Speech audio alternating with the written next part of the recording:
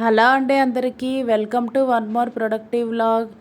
ఈరోజైతే 6 నుంచి మధ్యాహ్నం 12 వరకు నేను ఏ పనులు అయితే చేస్తానో నా డైలీ రొటీన్ అనేది షేర్ చేస్తానండి. ఫస్ట్ అయితే మార్నింగ్ మొక్కలకి అయితే నీళ్లు పోసేసాను. దాని నుండి వచ్చే వాటర్ అంతా డ్రైన్ అయిపోతుంది కదా, అది డ్రైన్ అయిన తర్వాత ఒక్కసారి నీట్గా కడిగేస్తానండి. ఇదంతా ఈ ఏరియా అంతా అక్కడికి ఆ వర్క్ కంప్లీట్ అయిపోద్ది. నెక్స్ట్ అయితే ఇక్కడ ఇల్లు ఊడుస్తున్నాను అనమాట.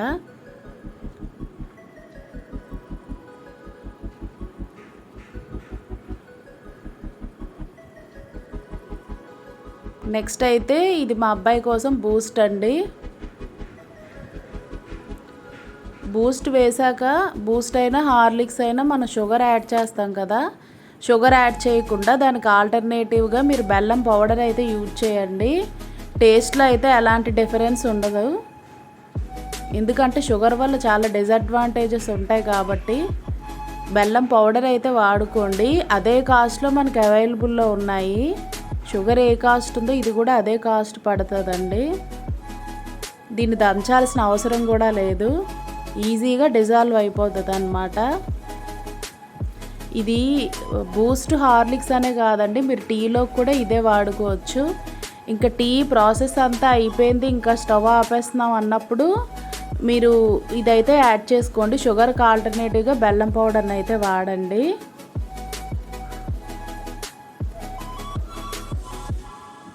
ఇది అన్ని షాప్స్లో ఇప్పుడు అవైలబుల్గానే ఉందండి. బెల్లం పౌడర్ అనేది చాలా కంపెనీల్లో దొరుకుతున్నాయి ఇవి. టీ ఎక్కువగా తాగే అలవాటు ఉన్నవాళ్ళు ఇలా షుగర్కి ఆల్టర్నేటివ్గా బెల్లం అయితే వాడుకోండి. 50% వరకు కొంచెం బెటర్ అండి. నెక్స్ట్ అయితే ఇంటి ముందు కూడా ఇలా మాప్ చేసి ముగ్గు అయితే వేశాను.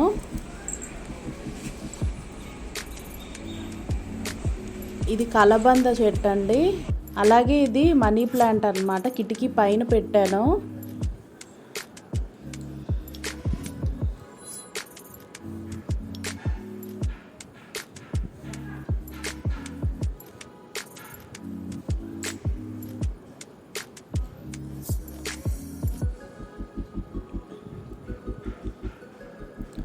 నెక్స్ట్ ఇది శ్రీ చైతన్య టెక్నో స్కూల్ అండి. ఇదేంటంటే ఎల్కేజీ నుంచి 10th క్లాసెస్ వరకు ఉంటుంది ఇక్కడ పక్కనే అండి.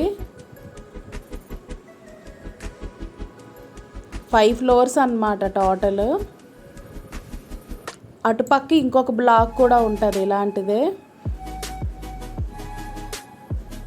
ఇదండి ఇంకా స్కూల్కి వెళ్ళడం అన్నీ అయిపోయిన తర్వాత ఇంకా పూజ విషయానికి వచ్చేసరికి ఈరోజు ఫ్రూట్స్ ఏం లేవండి ఇంట్లో, బనానాస్ కానీ ఇంకేం లేవు. అందుకనే ఇలా సేమియా అయితే ప్రిపేర్ చేశాను ఈజీ ప్రాసెస్లో. నేతిలో ఫ్రై చేయడం మళ్ళీ వేయడం అలా కాకుండా స్టవ్ పైన పాలు పెట్టేసి అది మరుగుతూ ఉన్నప్పుడు సేమియా వేసేయడమే. నెక్స్ట్ షుగర్ యాడ్ చేసేస్తే రెడీ అయిపోయినట్టే. దేవుడి సామాన్లు కూడా తోమేశాను ఇక్కడ.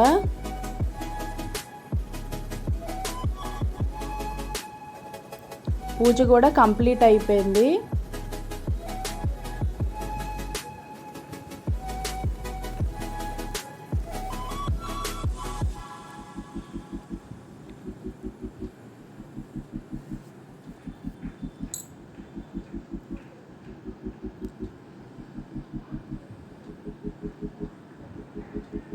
నెక్స్ట్ ధూపం కూడా ఇచ్చేసానండి. ఇదైతే నేను యూజ్ చేసింది సాంబ్రాణి కప్స్ దొరుకుతున్నాయి కదండి ఇప్పుడు, అది పెట్టాను అన్నమాట. ఇక్కడ చిన్న టిప్ అండి, అది మీరు పెట్టుకున్నప్పుడు అందులో ఇంకా మనకు ఫైర్ అనేది ఉంటుంది కదా, వెలుగుతూ ఉంటుంది. అప్పుడు ఏంటంటే మనం స్పేర్గా ఉంటుంది కదండి సాంబ్రాణి మన దగ్గర, మంచి ఫ్రేగ్రెన్స్ వస్తుంది కదా. ఈ పౌడర్ని ఇలా దంచి వేసుకుంటే మనకు ఆల్రెడీ అక్కడ అగ్గితో ఉంది కాబట్టి మంచిగా పొగ అనేది వస్తుందండి, మంచి ఫ్రాగ్రెన్స్తో. ఇప్పుడు వాళ్ళు ఇన్స్టెంట్గా అమ్మే కప్స్కి మనం దానిపైన ఇలా సాంబ్రాణి పౌడర్ వేస్తే పర్ఫెక్ట్గా వస్తుందండి, నెగిటివిటీ అంతా పోతుంది ఇంట్లో.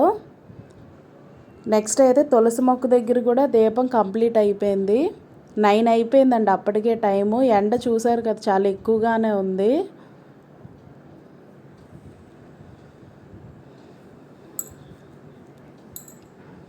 నెక్స్ట్ అయితే ఇది నైటే నేను నానబెట్టానండి. ఇడ్లీ అండ్ దోశ బ్యాటర్ కోసం అయితే నేను పప్పు బియ్యం ఇవన్నీ నానబెట్టి ఉంచాను. అవైతే గ్రైండ్ చేసేసాను. ఒక హాఫ్ పిండిలో ఏమో ఇలా ఇడ్లీ రవ్వ కలిపేసాను. ఇంకా హాఫ్లోని బియ్యం మిక్సీ చేసి కలుపుతానండి దోశల కోసం. ఎప్పుడు చేసినా ఇలానే చేస్తాను.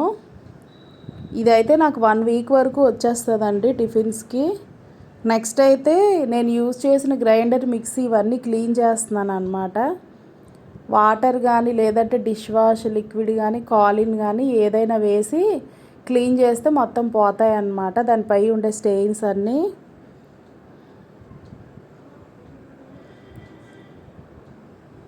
మనం చేసే చట్నీలు నెక్స్ట్ ఈ పిండిలు ఇవన్నీ స్పిల్ అవుతాయి కదండి. ఇలా అయితే క్లీన్ చేసేస్తే బెటర్ ఎప్పటికప్పుడు.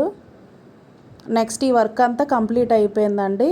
ఇప్పుడు ఆఫ్టర్నూన్ లంచ్ కోసం స్కూల్ పక్కనే కాబట్టి నేను ఆఫ్టర్నూన్ ఇస్తానండి లంచ్, మార్నింగ్ ఇవ్వను. వామన్నం అయితే ప్రిపేర్ చేయమన్నాడండి తను. కొంచెమే చేశాను తన వరకు.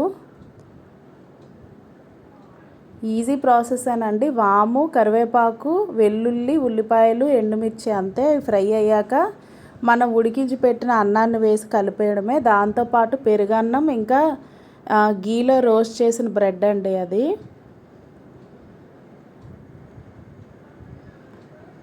ఇలాగ స్పూన్ ఏంటంటే టిష్యూలో ర్యాప్ చేసి పెట్టేస్తాను.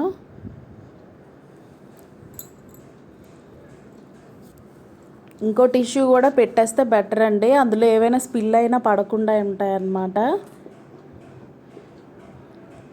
ఇదండి ఈరోజు బ్లాగ్ అయితే.